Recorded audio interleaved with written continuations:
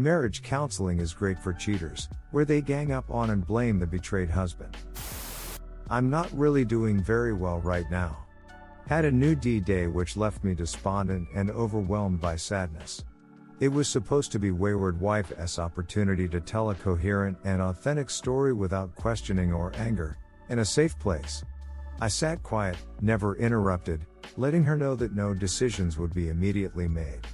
Just a chance for us both to know and trust me with the information so I could trust your kind of thing. There were no new revelations. I suppose I'm saddened because of the rather pathetic attempt she made at full disclosure. Wayward wife claims I want more, and she's efforts to make up things to satisfy me. Truth is, wayward wife put in very little effort, haphazard, incomplete, and dwelled on things she didn't do, leaving out entire persons who, what, when, where, and how. Entire types of betrayal were left out. How can someone be sorry for something they don't mention? I withheld knowledge of some activity, and of course wayward wife tailored answers to what I disclosed. I know that technique is an old and tired trick that unrepentant cheaters use. Her attitude was poor, immediately with the "I know it's never going to be enough, you're never going to get over it, I'm always the bad person and nothing I do will ever satisfy you, etc. I suppose I'm grieving. It feels like grief." Reader comment: this ends when you end it, not before. Original poster: I hear you. I understand. I do feel more empowered every day. I'm doing individual counseling. I'm taking care of myself physically, working out every day, eating, sleeping, etc. At to 100% at work. I'm talking to friends every day and I'm getting together with friends regularly. I'm with my family often. My wayward wife is doing individual counseling. We're to start marriage counseling, and I'll give that a bit of time to see if my wayward wife will get it with the help of a counselor. Though I'm nostalgic about the marriage and the wife I once knew, I'm not deluded. I'm pessimistic that more time will pay dividends. I'm not looking to her for truth or empathy right now, both seem out of her reach. I am looking to see if she does the work, but again, I'm not optimistic. Thanks for the support after this last D-Day. It was a SHT show. At this point, I'm a little comically amazed, like seeing a person fall off a curb because they're walking while on their phone. It's terrible that they hurt themselves, but also there is some dark humor. To just witness her low effort and seemingly unnecessary lies has left me with a certain cynical humor. It's not haha funny, more like manic Joker laugh kind of funny. Not sure I'm making sense. I'll end it here. Thank you for your continued support for the worst patient ever. Reader comment: so, if my reading is correct, I would ask, why? Are you doing all that? Are you still hoping that she will snap out of it, give you complete truth, and you can reconcile with her? Another possibility is, you are caught up in some morbid fascination of seeing your wayward wife squirm, and reveling in the discomfort she is facing. If that is the case, you are fighting against an ideal fantasy. Original poster: you've given me a bit to unpack here. Yes, I'd say I am still hoping that with therapy she'll get it. She says little things, opens up on occasion with some introspection, truth, and self-awareness. But talking about anything related to the affair and she goes into defense and lie mode. Hell, talking about my feelings which are based in her actions puts her in the same mode. There is no way around it. She is not really in shape to do reconciliation. She says she is choosing reconciliation, but what she has chosen is, if my husband will never mention my actions, forgive me and trust everything I say, then I can stay in the marriage. She clearly wants to rug sweep and move on. But then I get little signs that she could find a way. Is she just trying to feed me crumbs to keep it all together while she really decides what to do? It's a possibility that I don't rule out. I am not reveling in her discomfort. Her failure to get it actually breaks my heart. I do have moments of gallows humor over it. Not over the affair actions, but the post-affair actions is its own tragedy. Yes, I'm still fighting against the idealized version of my wife. No doubt. 100%. There are hundreds of thousands of interactions over the years, brave, selfless, and beautiful sacrifices she's made for others. There is friendship, time spent laughing, loving, and paling around like teenagers. But it's now like one of those cheap 80s double image posters, where depending on the angle it's a different picture. Looking from different angles, I can see their picture. The idealized version of my wife and my life have me wanting to exhaust every effort and take any pain to know I didn't give up too soon. I have a goal line of when enough is enough. It used to be fuzzy, gather information and watch what she actually does and not what she says. I've done that and now I'm letting counseling play out, and if she still doesn't get it, then I know it's time. Reader comment: I think you've been wise to spend this time gathering your resources rather than lashing out with a quick decision. Original poster: thank you. I do think there is merit in taking a tougher line, and I worry that I've sabotaged a chance at reconciliation by not drawing a hard line of expectations and separating immediately. Wayward wife attitude is rug sweep. That's her choice, but I get choices myself when I'm ready. And I will not be choosing a rug sweep reconciliation. Reader comment: what I meant is, you are fighting against her ideal fantasy world of being single, being able to do what she like with who she likes, however way she likes it. Original poster: I see, and I agree. Last night and this morning I were obsessing hurting over one particular aspect of exactly this. It took some real work to redirect my thoughts. I'm not optimistic that wayward wife can become self-aware enough to address her selfish behavior. She can say she is sorry often, but she is unable to say what she's sorry about or address directly her decisions and selfish desire to have both a single life and me. That is unacceptable that she can't honestly communicate directly on that issue and apologize for her selfishness directly and without excuses. I saw someone else's divorce letter and it inspired me to write my own. I did, several pages long. Then I realized the letter addressed how she was failing me in reconciliation, making it not a divorce letter, but a request for reconciliation work. Then I pared it down, finally arriving at: you have a first divorce and it's happening, here are the next steps. Then I realized I didn't need a divorce letter, I just needed to prep and tell her. The fact is I'm not there yet. But I can see it from where I'm at. Not a strategic divorce to force her to get it, but a real delivery of the fact I am ding her. The only real decision I've made is to reconcile every chance and be a textbook reconcile spouse. A hard line as a tactic would have increased chance of reconcile, but that ship has sailed with marriage counseling. The path is, wayward wife has an opportunity to reconciliation with marriage counselor's help and my best efforts. How long I give this stage I don't know, but a few weeks in M counseling will give me an idea. Reader comment: I was cracking up reading this, not because I'm laughing at you, but because I did almost precisely the same thing. A long letter. Then pared that letter down. Then threw that letter away and just said I want a divorce. Original poster: this was really nice to hear. I felt a little silly after putting in all the effort only to realize it didn't make sense. If I'm at D, an extended letter is beside the point. Reader comment: the thing is, to recover, the betrayed spouse has to learn that love is not enough. Original poster: this has been a hard-learned lesson. Despite hearing this early, I didn't actually accept it until my wayward wife put me through a living hell. Then the light came on: oh, I do love her, but I must have this other stuff. Reader comment: one thing I thought I had to avoid at virtually all cost was manipulating my wife into reconciliation. For reconciliation to work, I thought she had to choose it freely. Original poster: this has been essential to me. Sometimes my wayward wife does things that need to be done, but her attitude is so poor and her resistance to it so strong, that even after she does it I find it hard to give her credit as it being positive. One of the things I am going to need is transparency. It's easy to find typical transparency guidelines for recovering couples. I've given them to her. She's made no effort and so I've made no demands. I'll put it out there during marriage counselor again, but if it's not freely and enthusiastically given, then I don't care if it happens. We'll end in divorce. I would like to say wayward wife has done some things well. She immediately cut things off with the long-running affair partner. I don't believe there has been contact, but I'll be doing some things to check if our start's actually happening. Otherwise, it's beside the point and a waste of my efforts. Numb today. Marriage counseling just started, and I have my concerns. It seems like marriage counseling is going in the direction of me understanding my wayward wife without my wayward wife ever having to be accountable for continued or past lies. I'm letting it play out, It's not too painful at this point. My hardline conclusion is that if wayward wife won't speak truth about her past actions, then she is not capable of speaking truth in the future. That seems like the start of trust building, and so that part has not started. For myself, I'm confident now I can forgive her. Really, I can see that path, and I believe in forgiveness for personal and spiritual reasons.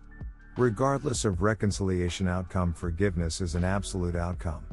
I'm confident I can accept her past actions as the failure of values and poor choices that they were, including the disrespect of me, the STD risk she placed me in, and the various ways I was lied to and used.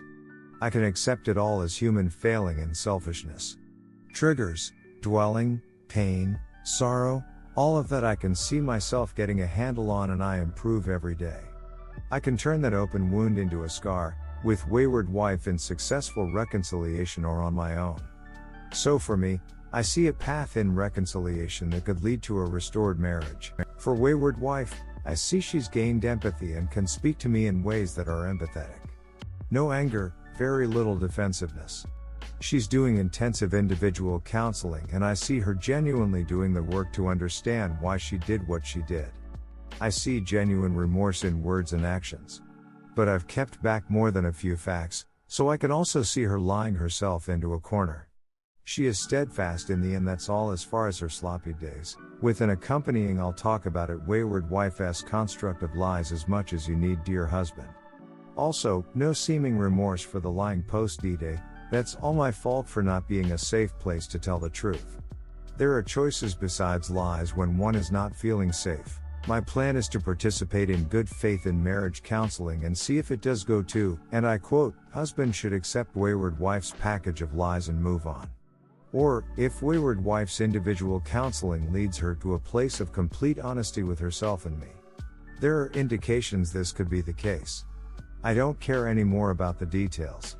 What I care about is seeing if wayward wife is capable of telling a truthful story about her actions. That is the only thing that can lead me to feeling safe with her. I'm not even sure I want another official D-Day, that is beside the point right now. I have patience, but I also like to get things done. In no case will I accept living my life in a house of lies. Reader comment: if you're unhappy with what the marriage counseling is doing, confront. Ask for what you want. Describe what you perceive and experience. Original poster: it may be self-evident, but if you were in my shoes, what specifically would you ask the counselor to figure out their philosophy, and whether they will take this into rug sweeping and blame shifting? I'd rather spare myself, if this is what's about to happen. Update: the marriage counseling is a grief and trauma specialist. Wayward wife and I have been doing individual counseling with them. After a few individual counseling, I decided to try marriage counseling with her on a trial basis. So, the first weeks were to be spent working on communication. Okay, sound enough way to start. But in practice I feel abused and attacked. 2 examples from last session. Marriage counselor to each of us: before recently, how would you describe your and what problems do you feel you had? Wayward wife: I felt like I couldn't always voice what I wanted because I didn't feel equal. Marriage counselor to me: and how do you feel about what she said? Me: I'm sorry she felt unequal and didn't feel like she could voice what she wanted. But, I don't understand. What examples does she have of how she didn't get what she wanted, and what did I do to make her feel unequal? Marriage counselor to wayward wife: how does that make you feel? Wayward wife: intimidated. Like he didn't hear me. I don't have examples, it was a feeling. Marriage counselor to me: wayward wife is trying to tell you how she feels.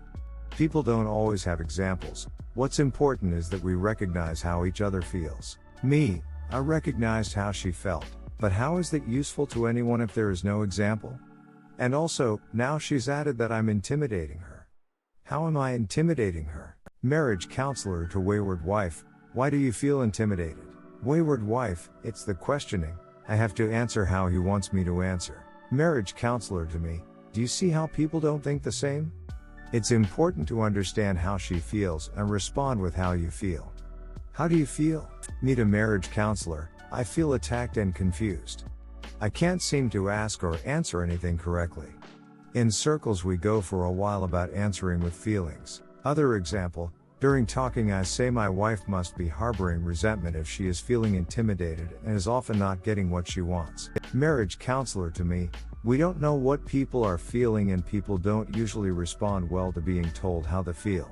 Me, I understand. That should have been a question.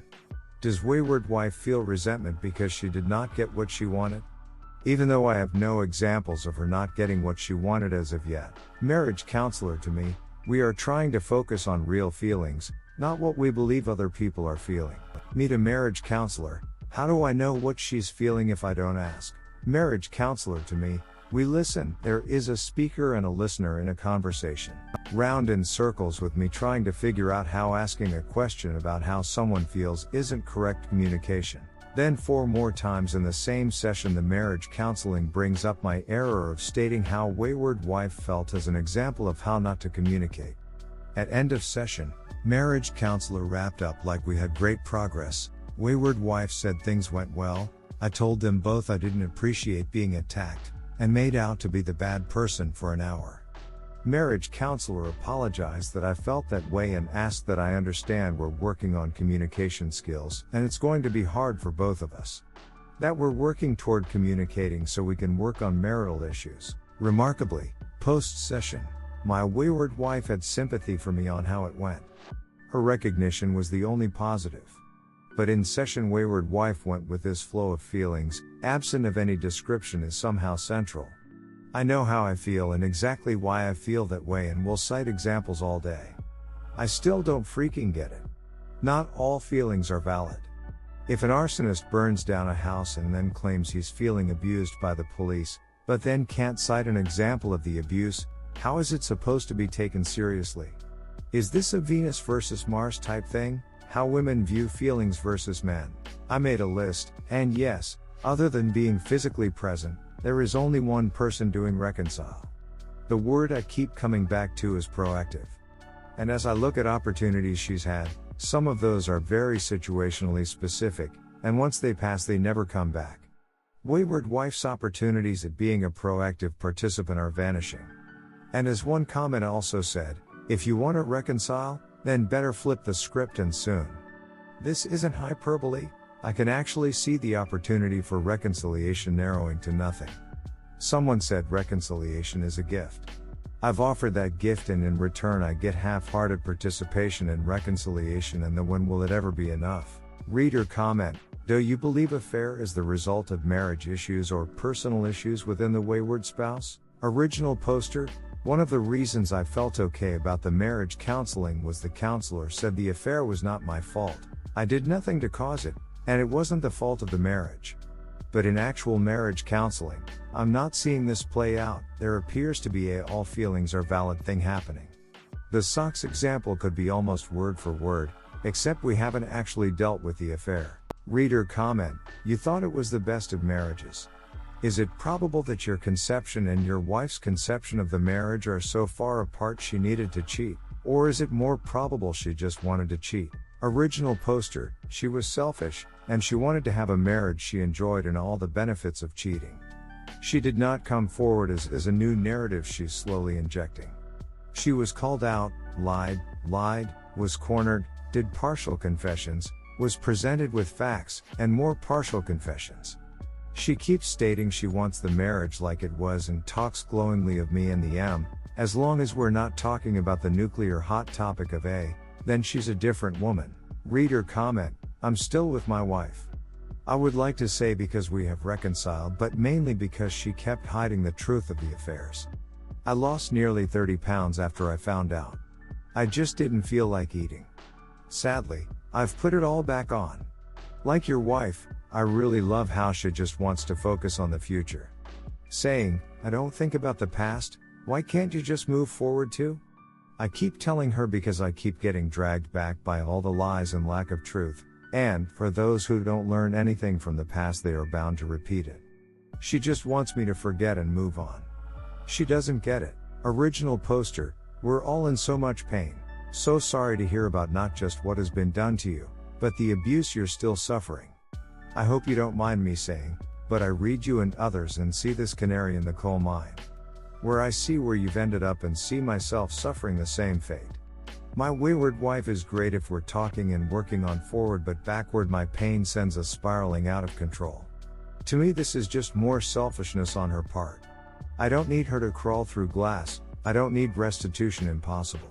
What I need is caring and focus on me. If the wayward spouses aren't capable of that, then why do we bother?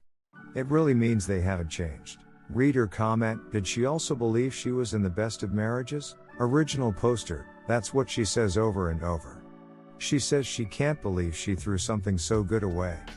If we're not talking directly about her choices, then she's all about saying how much the M meant to her and how much I mean to her and how happy she was.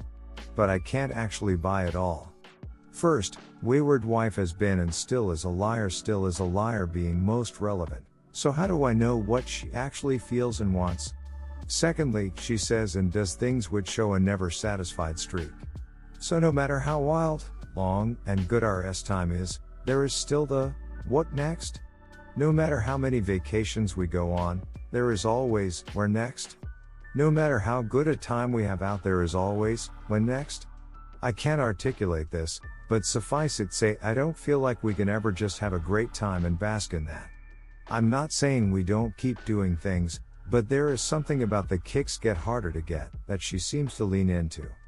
Can a person that thinks there is always a bigger kick to get really believe they are in the best marriage?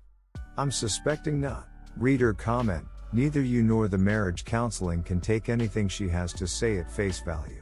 Original poster, yep. The marriage counselor seems to be taking feelings as facts. Reader comment, does she really have it in her? Do you?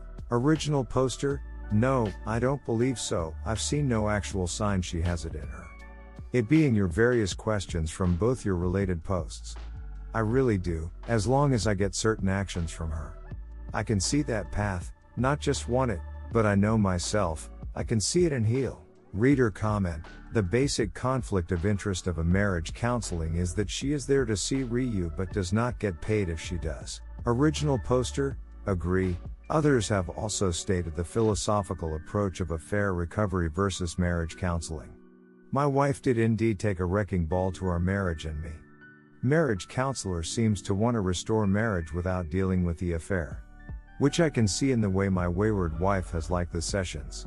It's great for a cheater, deal with all sorts of stuff where both spouses can be found to be in error and make improvements and compromises, but not the affair and the damage the affair has caused, where the wayward spouse has to be proactive and do work. This is how I'm seeing it now. The marriage counseling is an individual counseling for both wayward wife and me. They say they can do more and move quicker that way. I was going to take my next individual session, and do my same routine of using the individual counselor is what I've been using correct. As a dumping ground for my pain, and for the things I don't see wayward wife doing. Basically, I've been asked by marriage counselor to be patient, so I'm to push it all down into my belly until it kills me. So my individual sessions turned into this one opportunity each week to let the pain out a little. Not this next time. I'm using this and questions I've seen on here to be posed to marriage counseling. I meant to do this earlier but had signs things would be okay. I'm going to see exactly what this marriage counseling's plan is. If it's not in keeping with healing me, wayward wife accountability, etc., then it's not what I need and is useless to me. I'm out if it's general marriage counseling and not affair recovery work that actually puts my trauma recovery as a priority. Reader comment, I read your brief history. Your wife checks the boxes for being a S-time addict. Is her individual counselor a CSAT? Does your marriage counseling know anything about S-time addict? Original poster, her IC individual counselor gave her a S-time addiction battery of questions. I researched S-time addict myself. My wayward wife has researched it. A few years ago menopause wayward wife's S-time oil appetite went from high to explosive. I thought it was fun and enjoyed the new energy. To be frank, she meets the activities of an S-time addict, but not the emotional cycles I keep reading about. She took high risk with no concern. Understood it would lead to divorce if found out. She had no remorse or regret, generally felt good and enjoyed her S-time oil activities. She enjoyed the attention, and the affirmation men gave her during all of it. Was not concerned about STDs, no highs, lows, or shame periods. No build up to the next SS time will activity. Having heard her describe her emotional state, it was basically, I enjoyed p-porn, SS time, an emotional affair like a single person. I'm not putting any words in her mouth or imagining. All of the above is direct from Wayward Wife. I did read that SAS time addition can be learned. The brain is a learning machine, we decide what to teach it. If we feed it SS time for escapism, SS time for affirmation, risky forbidden SS time will behavior and the relating positive hormones, then we train the body to want it. If she is SAS time addition, I believe it started as simple selfishness and she trained herself into SAS time addition.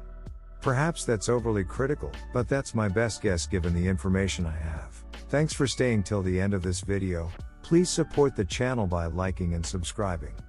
Feel free to express your opinion in the comments section.